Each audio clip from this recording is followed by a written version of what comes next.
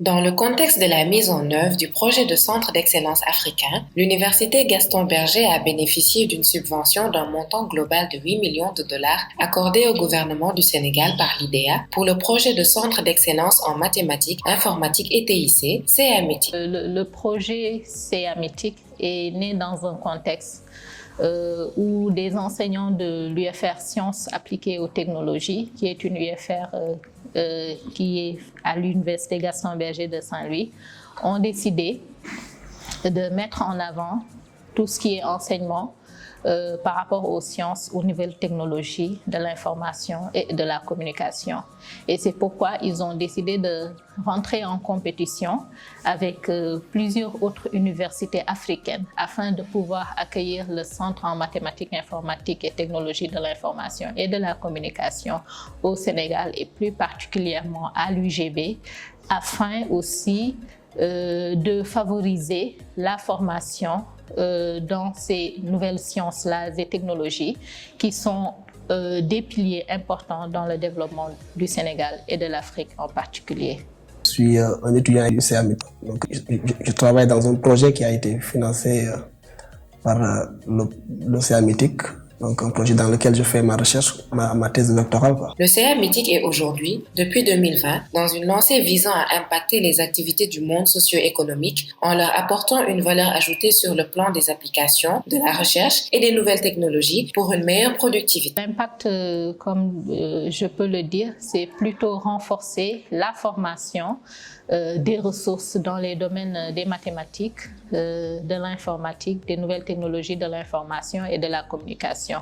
Comme vous êtes censé le savoir, l'Afrique est en retard, notamment sur le plan des sciences et des nouvelles technologies. Et donc, c'est ce qui a motivé la mise en place de ce centre. Le centre a comme mission la contribution au développement des sciences, des technologies, des sciences de l'ingénieur et des mathématiques, la professionnalisation de la formation orientée vers le marché de l'emploi, l'orientation de la recherche vers les secteurs productifs et le transfert des technologies au Sénégal. Le plan des missions, le CEAMETIC, il a l'objectif de former des ressources compétentes capables de soutenir le développement du Sénégal, de la sous-région et de l'Afrique de manière générale, mais aussi de renforcer les outils de la recherche, comme je vous l'ai dit tout à l'heure, d'accentuer le partenariat avec le monde socio-économique, parce que depuis 2020, avril 2020, le CEAMETIC est rentré dans une seconde phase qu'on appelle le programme ACE Impact, et qui est censé impacter, voir comment le centre peut impacter sur les communautés externes.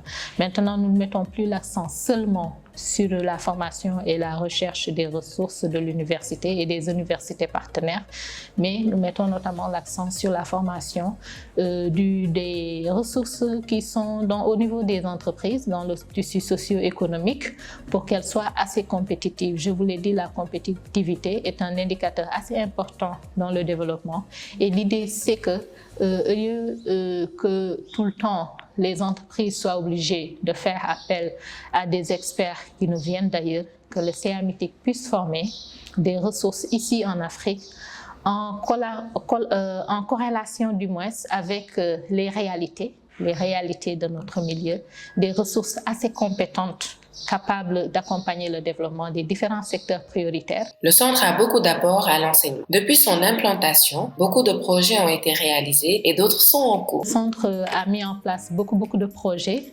Je vais juste citer quelques exemples. Il y a l'exemple du projet Siemens qui a été mis en place avec l'hôpital régional de Saint-Louis. L'idée, c'est de créer un dossier. Je disais l'idée, c'était plutôt parce que le projet a démarré depuis fort longtemps. Donc l'idée, c'était d'aider l'hôpital de Saint-Louis à faire face à cette masse de données et de voir comment numériser sa gestion administrative et notamment de mettre en place un dossier patient pour faire le suivi personnalisé des patients, qu'il n'y ait plus de perte de données, mais aussi que l'hôpital puisse être assez performante sur le plan des nouvelles technologies de l'information et de la communication. Et ce modèle-là est en train d'être généralisé à l'échelle nationale. En fait, mon projet de recherche, donc, c'est suivant différentes approches. Donc, il y a une approche de conception et de développement de logiciels, de dossiers patients. donc dénommé même d'ailleurs Siemens for Sickle Cell, c'est-à-dire Siemens pour la drépanocytose, donc qui est un projet qui est composé de deux systèmes, donc un système de dossier médical électronique et un système d'information de laboratoire. Donc le système d'information de laboratoire, ça permet donc d'effectuer des dépistages néonatals sur la drépanocytose. Donc de tous les patients qui naissent au niveau de la région de Saint-Louis, bon, je vais dire plutôt pour le moment au niveau de la ville de Saint-Louis, de l'hôpital régional en particulier. Donc ces patients-là, ils sont dépistés. Donc il y a des prélèvements qui sont effectués au niveau de l'hôpital régional. Et maintenant, après à l'issue de ces prélèvements-là, le dépistage est effectué ici au niveau du CERPAT. Donc le CERPAT ici, c'est le centre de recherche et de prise en charge ambulatoire de la drépanocytose, où j'effectue même les expérimentations dans le cadre de mes recherches. Et donc le système permet tout simplement de pouvoir effectuer des dépistages, à l'issue des dépistages, de pouvoir effectuer la collecte des données liées au dépistage. Voilà, donc ça c'est l'aspect lié au dossier médical électronique. Ça c'est l'aspect lié au système d'information de laboratoire. Mais il y a également un dossier médical électronique qui concerne les données cliniques des patients.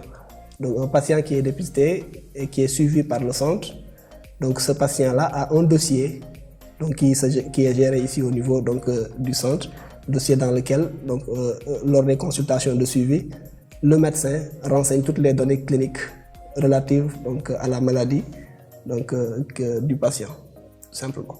Alors il y a une autre approche également qui est relative à l'exploitation, à l'exploration des données, quoi. Donc, qui est une approche visuelle qui permet aux médecins de pouvoir explorer et exploiter les données, afin de pouvoir faire des études, quoi, sur les données des patients drépanocytaires.